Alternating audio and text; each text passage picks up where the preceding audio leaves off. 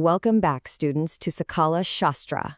We are going to jump straight into it today because we've got a fantastic explainer lined up for you. We're going to unpack some truly complex academic ideas to give you a much more profound understanding of the literary world.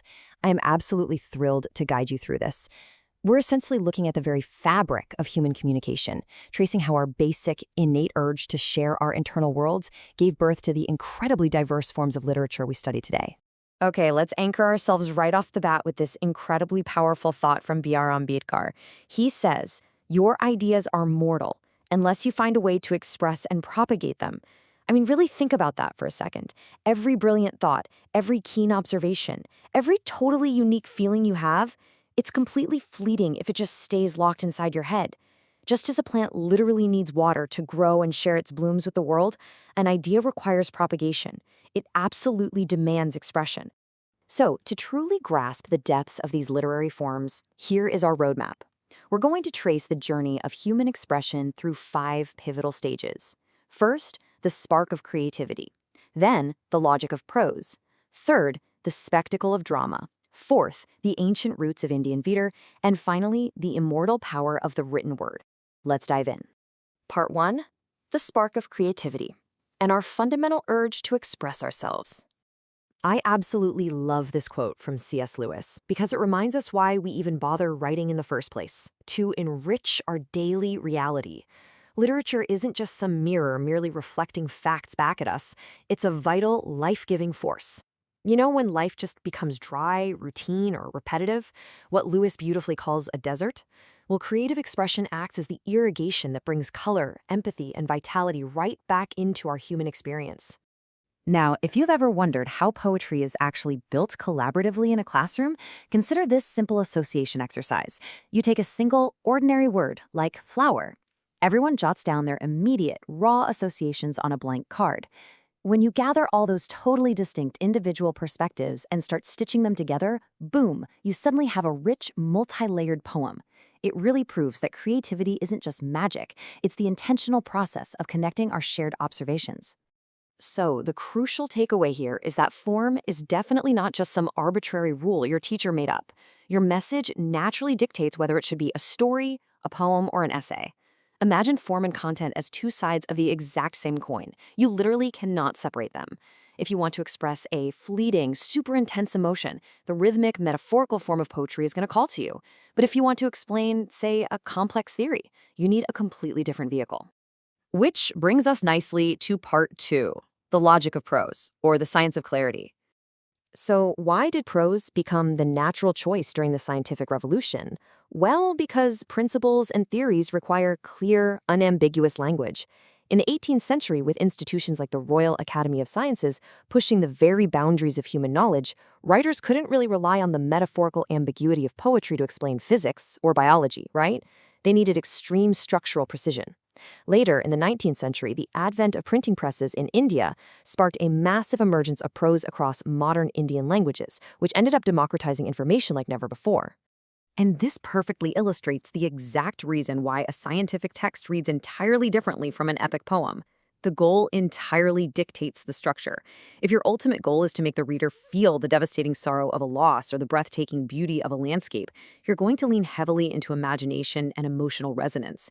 But if your goal is to ensure the reader understands exactly how a specific chemical reaction works, you have to strip away the emotion and rely completely on unambiguous logic and rational derivation. All right, moving to part 3. This is a fun one. Drama. The complete poetry. Let's unpack this truly magnificent idea from Victor Hugo. He argues that drama is the ultimate, fully developed form of literary expression. Hugo is basically suggesting that while an epic poem or an ode contains the germ or the tiny seed of a great story, drama is the fully blossomed flower. It takes the gripping narrative of the epic, the raw emotion of the ode, and absolutely elevates them by making them a living, breathing reality right in front of your very eyes.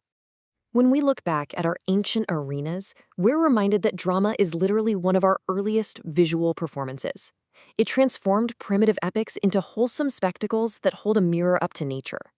Since the dawn of civilization, across primitive and advanced societies alike, we have deeply craved the shared experience of watching a story unfold. Drama brings people together to collectively laugh, cry, and ultimately try to understand this crazy world we live in. So how did we get here?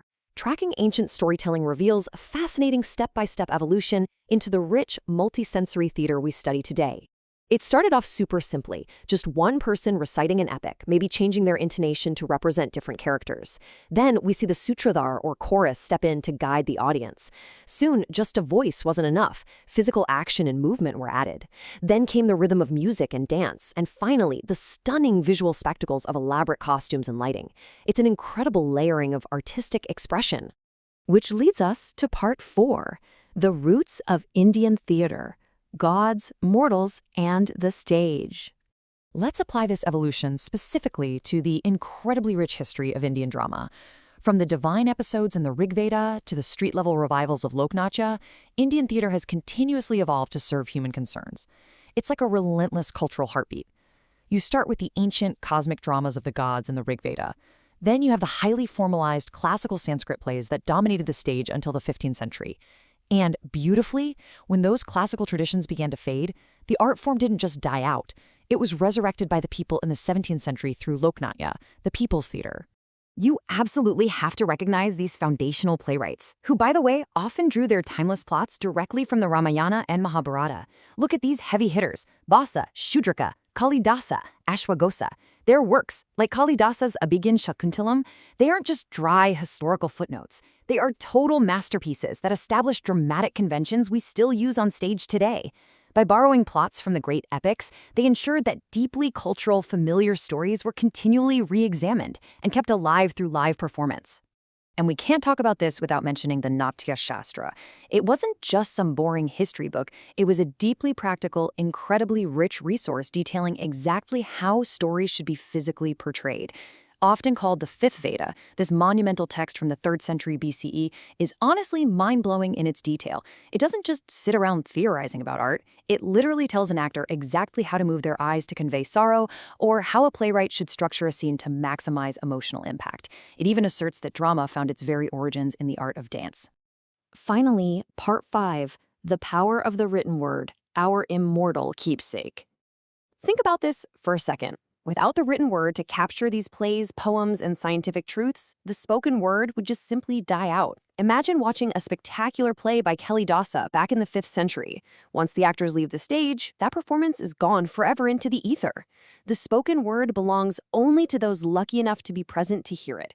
It is the blank page that steps in to rescue human wisdom from the devastating erasure of time. This quote from Abul Fazl just absolutely hits the nail on the head regarding the profound magic of writing. How ink on a page can be stationary, yet travel across centuries to reach us today. Read those words carefully. Speaking, though dumb, stationary, yet traveling. Isn't that a brilliant paradox? The written word is completely silent, literally just dark marks on a page, yet it speaks directly into our minds. It never physically moves from the paper, yet it carries the intellect of bygone ages directly into our modern hands. It is the ultimate keepsake. So, what does this all mean for you? Well, as you write your own essays and stories, ask yourself how you are utilizing form and content to keep your unique ideas alive.